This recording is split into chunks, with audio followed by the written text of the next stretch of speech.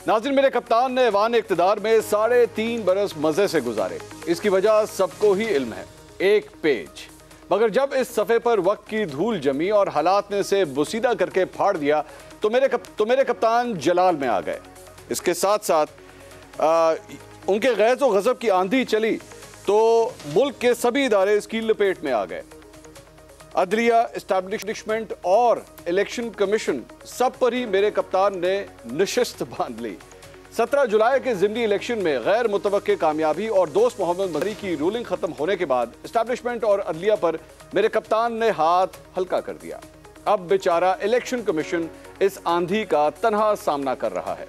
कल तहरीक इंसाफ ने chief election commissioner और दीगर अरकान के खिलाफ रेफरेंस दायर करने का फैसला किया और आज जब मेरे कप्तान वजीर आला पंजाब परवेज इलाही की कुर्सी पर बैठे मीटिंग कर रहे थे तो पंजाब असेंबली में चीफ इलेक्शन कमिश्नर के खिलाफ करारदाद मंजूर हो चुकी थी जिसमें उनसे मुस्ताफी होने का मुतालबा किया गया।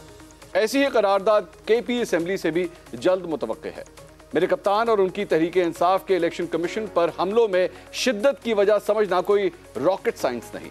इन हमलों में तेजी फॉरेन फंडिंग केस का फैसला महफूज होने के बाद आई है। तहरीक इंसाफ के अंदरूनी हलकों में यह एहसास मौजूद है कि फॉरेन फंडिंग केस का फैसला जल्जला बर्पा कर सकता है। मेरे कप्तान अपने ही लगाए हुए चीफ इलेक्शन कमिश्नर राजा सिकंदर सुल्तान के खिलाफ क्यों हुए, इसकी वजह वाकिफान हाल कुछ यूं बताते हैं कि इस साल जनवरी में मेरे कप्तान को चीफ इलेक्शन कमिश्नर से खुफिया मुलाकात की सूझी। उन्होंने आला ओहदे पर फायज बलोचिस्तान से ताल्लुक रखने वाली एक शख्सियत के जरिए पैगाम भिजवाया, मगर सिकंदर सुल्तान राजा ने खुफिया मुलाकात से इनकार कर दिया और इलेक्शन कमीशन के दफ्तर में मुलाकात पर इसरार किया। खुफिया मुलाकात से चीफ इलेक्शन कमिश्नर को राम करने की यह कोशिश पहली तो हरगिज नहीं थी, लेकिन आखिरी जरूर साबित हुई क्योंकि मेरे कप्तान की ख्वाहिश को ठुकराने की गुस्ताखी उनसे सरजद हो चुकी थी और उनका नाम नाकाबिले माफी लोगों की फहरिस्त में डाला जा चुका था।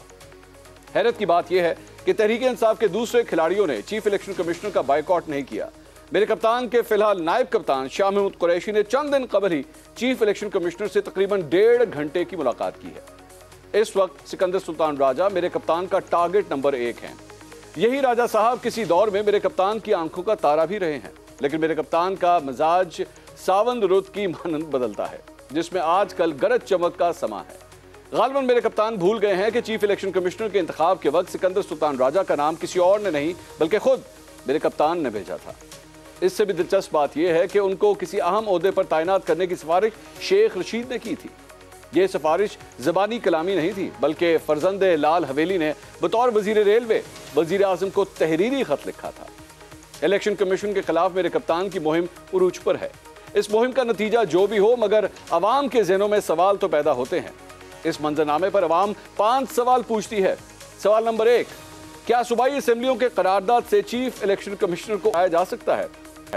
इसका जवाब है नहीं। तो फिर सवाल यह है कि जिस चीफ इलेक्शन के तहत होने वाले ज़िमनी इलेक्शन में तहरीक इंसाफ के 15 MPs असेंबली में पहुंचे, उसी चीफ इलेक्शन कमिश्नर के खिलाफ करारदाद मंजूर कराने से क्या होगा? सवाल नंबर 2, क्या एक मुंतखब जमहूरी वजीर आजम को जेब देता है कि वो आईनी ओहदे पर फायज चीफ इलेक्शन कमिश्नर से खुफिया मुलाकात की ख्वाहिश का इजहार करे?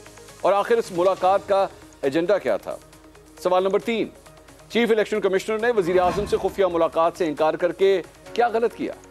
सवाल नंबर 4, शेख रशीद ने सिकंदर सुल्तान राजा की सिफारिश की तो फिर आज शेख रशीद किस तरह उसी चीफ इलेक्शन कमिश्नर के खिलाफ बात कर रहे हैं? सवाल नंबर 5, मेरे कप्तान ने हालिया दिनों में यह इल्जाम भी लगाया है कि चीफ इलेक्शन कमिश्नर की तैनाती एस्टैब्लिशमेंट के कहने पर की गई थी। अगर यह सच है तो मेरे कप्तान एक ही बार वो सारे काम और तैनातियां बता दें जो उन्होंने एस्टैब्लिशमेंट के कहने पर की थी।